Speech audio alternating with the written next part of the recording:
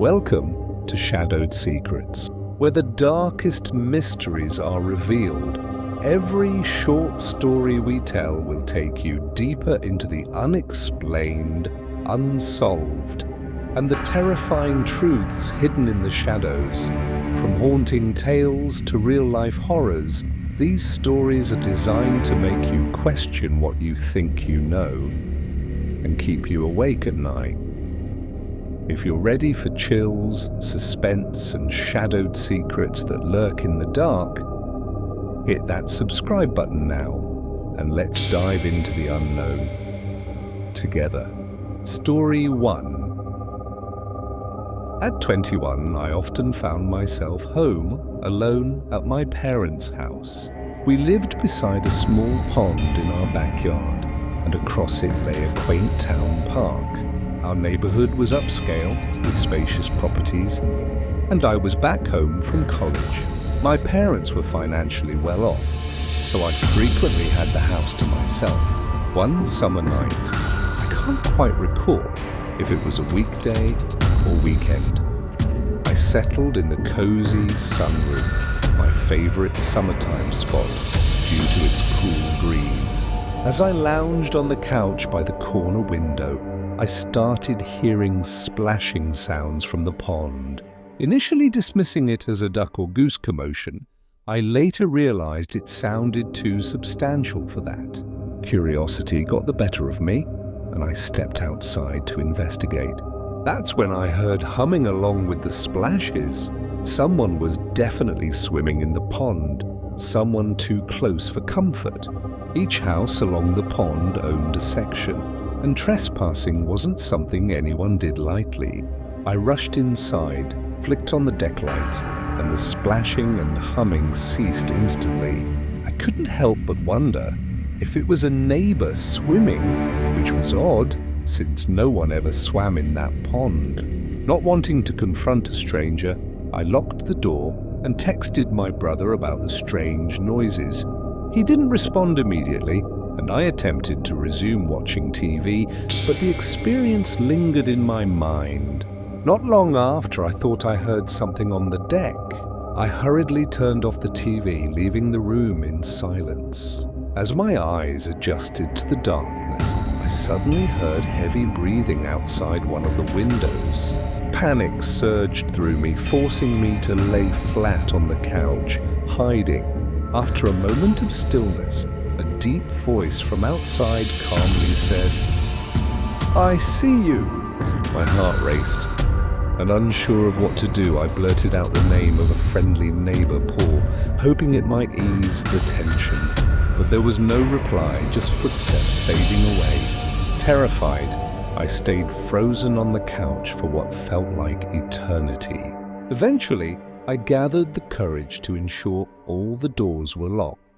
I rushed to the front and side doors, confirming they were secure. After texting my family about the incident, my dad advised me to turn on the backyard lights and check outside, encouraging me to be the man of the house. Armed with a large kitchen knife, I stepped out onto the deck. The area was clear, but I noticed wet barefoot prints leading around the side of the deck.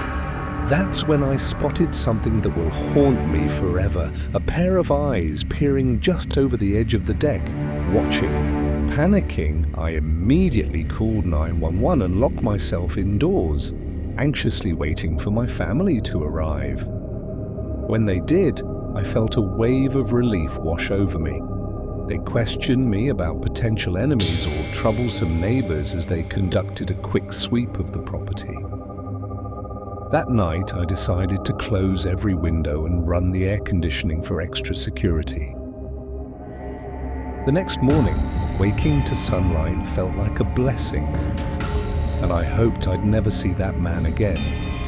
Story 2, I have a dog, and I take him on regular walks 3 times a day, in the morning, afternoon, and at night. The evening walks often occur around the same late hour because I've grown accustomed to this schedule. One night, while we were on our usual route to the nearby condominium complex, I took along a flashlight since the parking lot lacked proper lighting. I was listening to music, with one earbud in, wanting to remain aware of my surroundings. As I approached the parking lot, I began hearing muffled voices ahead of me, but my headphones had me in a daze. After a moment, I paused and took out my earbud to listen intently. It sounded like a child's voice softly saying the word, "Help." A chill ran down my spine, freezing my feet in place. Confused and terrified, I frantically shone my flashlight at the source of the voice, but saw no one. Just me and my dog, who seemed oblivious to the unsettling atmosphere, sniffing bushes nearby. Then the voice came again, "Help!" But this time from the direction of the parked cars. My heart raced, and I felt a sense of panic wash over me. I knew I wasn't imagining this. My dog's ears perked up in the same direction and confirmed I wasn't hallucinating. The voice, though muffled, sounded oddly detached, something I couldn't quite shake. I had never experienced anything like it before. After discussing the bizarre incident with my mum, we considered calling the police, convinced something might have been wrong. But my mum thought it wouldn't be necessary. Questions flooded my mind. Was someone hiding? Was it something more sinister? After that experience, the unease settled into my mind. I never returned to that parking lot at night again, always afraid of what I might hear next. Story 3. What I'm about to tell you is the reason my parents moved out of a house that had been passed down for 3 generations. Growing up, I faced a tremendous battle with depression that followed me into my teenage years. My childhood was marked by loneliness, often retreating into my room, nestled in a densely wooded area with trees surrounding the house.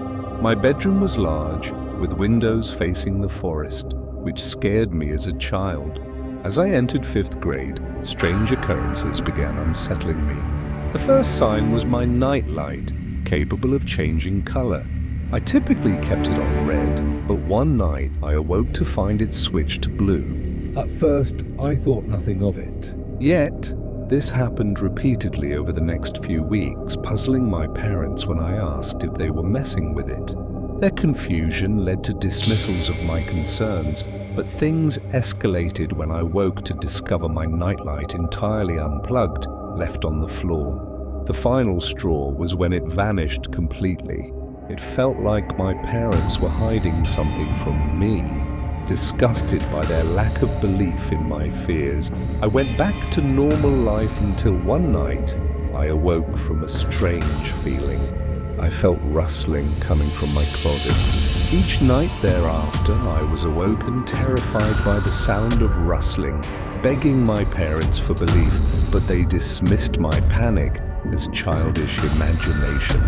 Finally, after several nights of sheer terror, my father dragged me to the closet to prove there was nothing there. Little did we know, he would uncover a massive hole in the wall behind a poster, revealing a passage that led to the woods outside. I can't even begin to explain the horror that gripped us that night. My mum and I couldn't stay there any longer, moving in with my aunt until we found a new home. To this day, the thought of what I encountered in my own room frightens me inexplicably. It's unsettling to think of a stranger being in my space, night after night. Story 4. My name is Leo, and at the moment I feel a bit lost. Without diving deep into my situation, my family life is strained, and my close high school friends have begun drifting away. As I approach my senior year in college, uncertainty clouds my future, leaving me restless. Last year, I found myself wandering Berlin, partly searching for direction in my life. I remember a bar named Ruya. I was alone, a familiar scenario for me. Just as I prepared to leave that night, I realized I had lost my apartment keys. I I stumbled out of the bar only to realize I was locked out with nowhere to go. Unexpected rain forced me to seek shelter under a nearby bridge. As I settled into my spot, I noticed a group of 5 men on the opposite riverbank. They were gathered around a small boat and seemed to be involved in a drug deal. I strained to understand their conversation, but could only make out the swapping of bags. I wanted to move away, but decided to stay put for fear of drawing attention to myself. Suddenly, one of the men noticed me and shouted before drawing a gun. The instant dread I felt froze me. The scene turned chaotic as he subdued another man. My heart raced as I tore away from that place, running blindly until I was far from danger. Still shaken, I thought of how fragile life is and how close I came to losing mine. The memory of that night lingers, reminding me that our existence can change in an instant. Story 5. During a regular Friday afternoon at my high school, I was walking through the halls with my friend Emma. Mid-conversation, I felt an urgent need to use the bathroom. I headed inside while Emma waited outside. Oddly enough, there was no one else in the bathroom, a rarity given the school's lunchtime dynamics. Once inside, I heard the entrance door open, but no one followed up with footsteps. Assuming it was an admin, I brushed it off and went about my business. After finishing up, I exited the store only to find Emma staring at me with wide eyes. She looked terrified and asked me who was standing right behind me in the bathroom stall. My heart sank. I assured her I was alone, but she insisted she saw someone's shoes pressed against mine in the stall. Feeling completely unnerved, I reported the incident to an administrator, but my concerns were brushed aside. Recalling Emma's serious demeanor shook me to my core. To this day, I still can't forget the fear, wondering if something truly was there with me, lurking silently. Story 6. When I was new to a rental house in town, I had just landed my first real job. The cozy one-bedroom house was ideal for hosting friends, and the landlord was accommodating. Everything appeared fine until one night, a knock echoed through my house. Cautiously, I approached the door and called out, but received no response. I chose not to open it, assuming it was a late-night prank. The next day, I found a note stuck to my door saying, "Hello, beautiful." Creepiness set in as I recalled the previous night's knock. I had unknowingly made a connection with a possible stalker. That same night, I received another knock, this time while I was cooking. I refrained from answering and called my parents for guidance. They advised me to stay alert. The morning thereafter confirmed my fears. A note read, "I like to watch you." Feeling uneasy, I contacted my landlord, but she also had no previous issues with strangers. To deter my apparent stalker, I left a note stating that I would report him if he continued to bother me. In the following days, I felt some relief as no one knocked. That was until I opened my door, only to find yet another note with my name on it, claiming, "I'm not looking for Michelle, I'm looking for you."